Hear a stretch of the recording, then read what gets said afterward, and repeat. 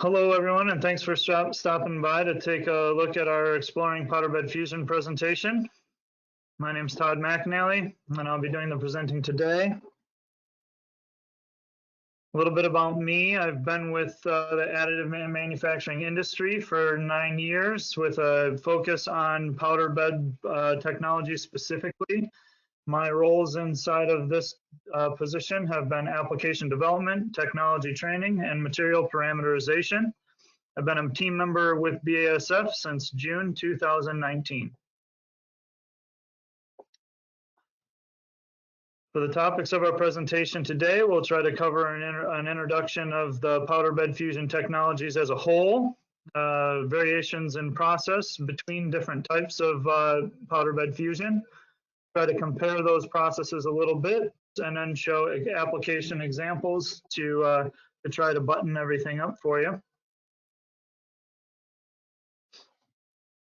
In the layout of additive manufacturing industry, we're looking at a whole host of different technologies.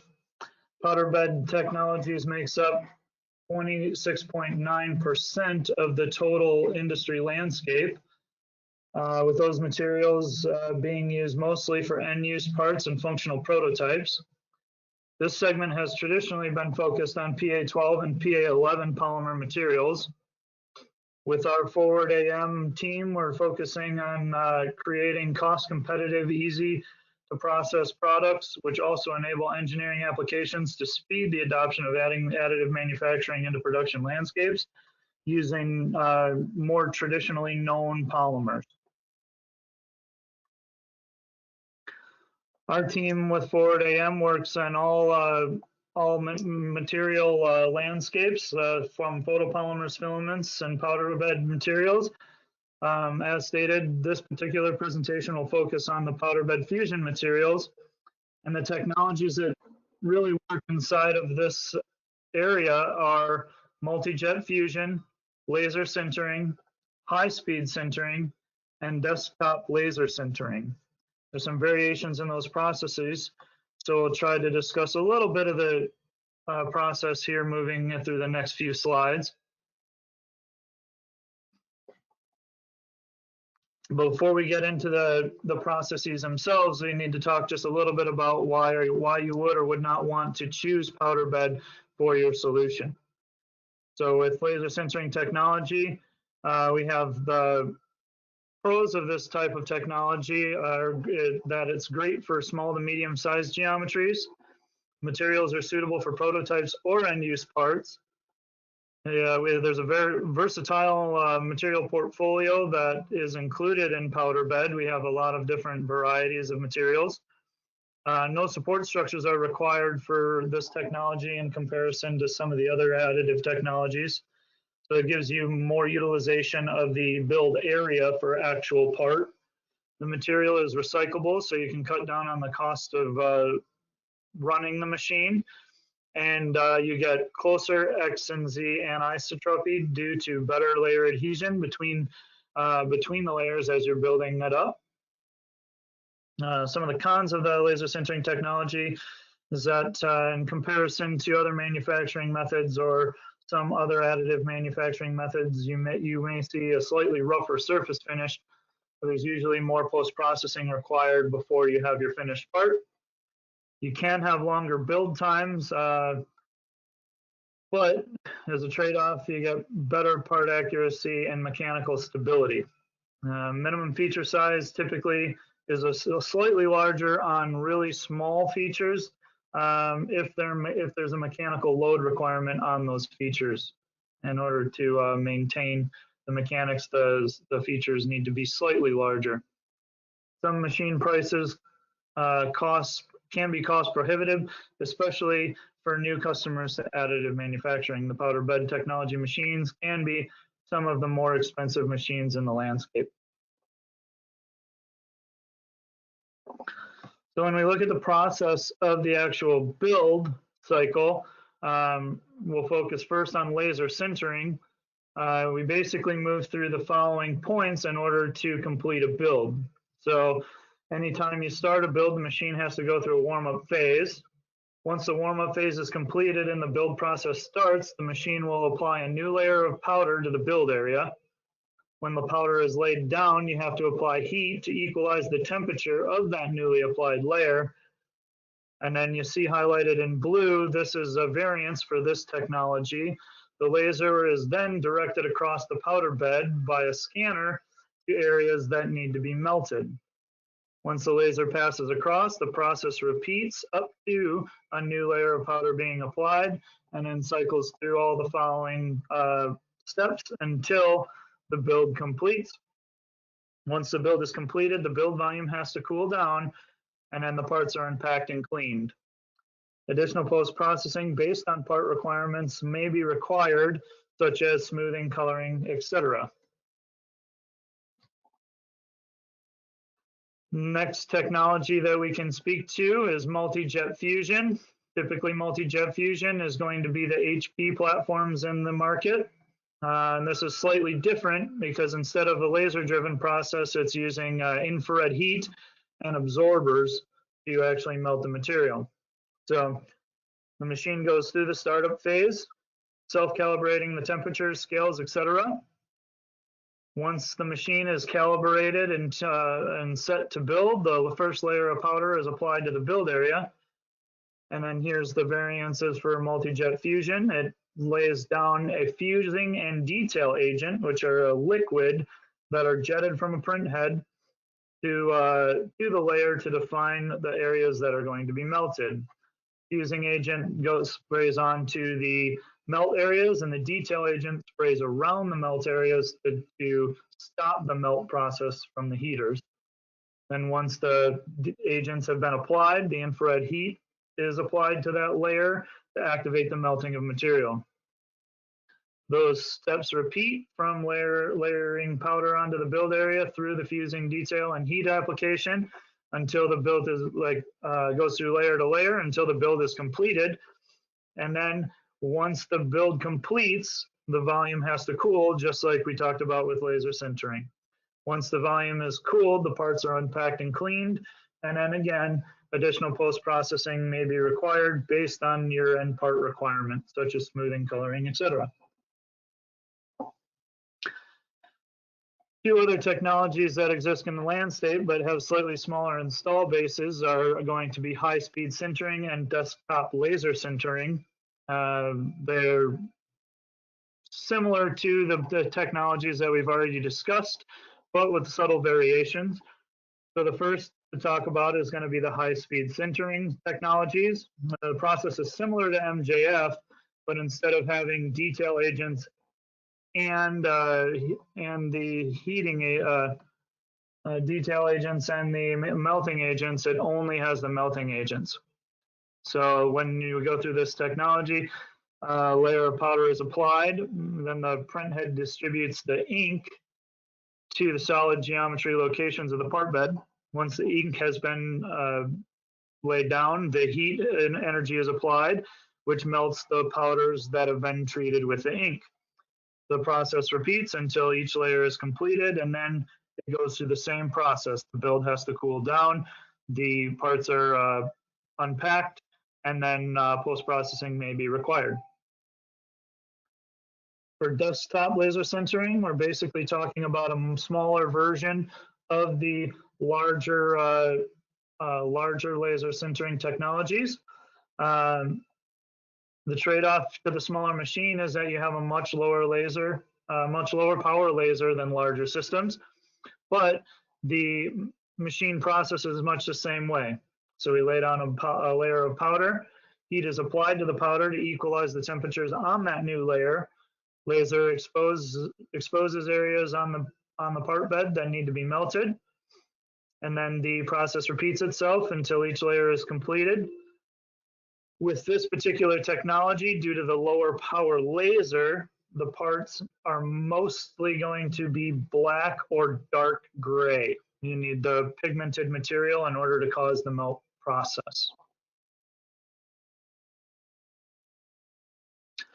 When we take the processes and compare the advantages of each, we see that there's a few advantages to each type of technology depending what your requirements are. With MJFs, we're looking at advantages such as fast, predictable build times. The machines themselves are pretty much plug and play. Once they're set up and tuned with the initial configuration, they're basically just press play, build, and then when it completes, you can run through the next steps. They're self-calibrating, so there's not a lot of tuning required by the user. They calibrate the temperature as well as the scale factors inside of the machine. The overall process from starting a build to unpacking the parts to cleaning is a little more streamlined because the hardware for the machine is integrated, has integrated equipment interfaces. With laser sintering, there's many build volume options. There's many sizes of machines, so you can try to get the appropriate size build for the parts that you print most, which makes it a little bit easier to tune the amount of money you have to spend on each build. The machines themselves are also highly tunable, so they're a little more advantageous for development work and brand new materials. They're easy to switch between different materials due to the simplicity of the hardware. They're easier to get in and clean out. The machines have a nitrogen atmosphere, so we can run materials that have high inert requirements or risk of oxidization. And at this point, those types of machines and laser sintering have the widest range of material types available. For high-speed sintering, we have fast, predictable build times similar to the MJF technologies. They are more tunable, so you have more access to parameters, which makes them a good machine for material development. They also have a fairly wide variety of materials available due to the open nature of the systems. When we look at desktop laser sintering, they're going to be the most cost-effective machines in the powder bed landscape due to the size and footprint of the machines. They have more material options now than were previously available. The technology is slightly newer and the material options have opened up considerably in the last couple of years. They're still highly tunable because they're more of an open platform with more parameter options for adjustment. And they're great for material testing because of the small build size. So it's a small investment to test a new material to see how it works in the process. Some of the more common applications that we see for powder bed technologies are functional parts, low run production, and complex ducting. With functional parts, SLS offers a range of strong functional materials. These materials are used for parts under load when placed in service, and you can print more complex geometries than were previously available with traditional manufacturing technologies. With low run part production, we're seeing cost-effective low run production of functional parts. Feedback on the design and performance of parts can be gained quicker because of the short turnaround time to actually produce the parts. And then multiple parts can be manufactured in a single build, meaning that the build area isn't only identified by the part you put in. You can nest many parts or multiple iterations of a design in a single build for testing. In complex ducting, SLS can create parts with hollow sections, ideally suited for low run production of complex ducting and piping, and parts that are optimized for the application.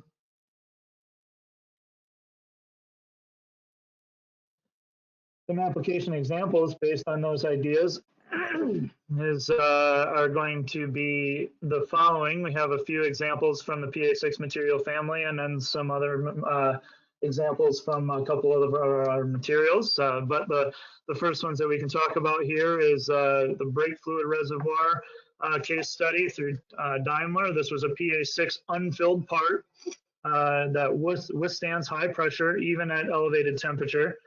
The material is translucent, so it's a nice marriage to this application because you can see the fluid level of the fluid inside of the bottle once or the reservoir once assembled.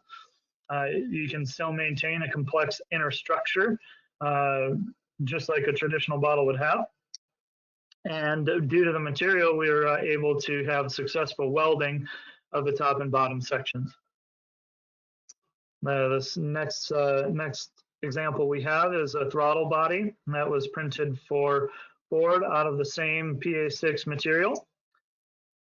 The PA6 version passed testing as printed without any coating or impregnation. The traditional PA12 part had to be impregnated with a resin in order to pass the test requirements, and we were able to do that without any additional post-process.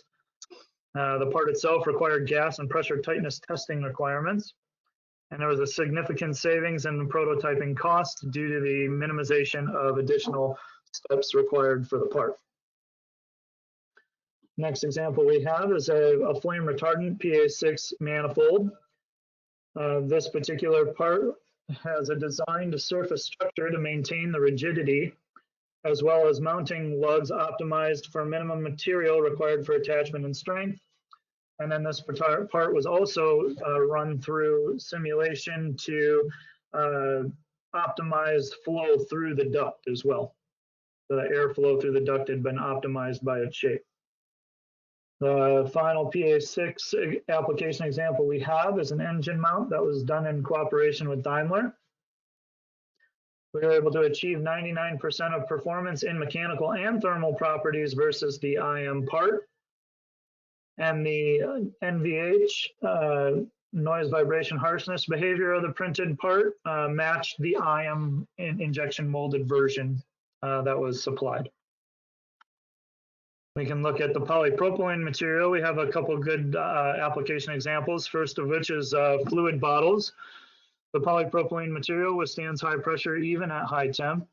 It's again translucent, so you can see fluid levels, making it a nice candidate for bottles.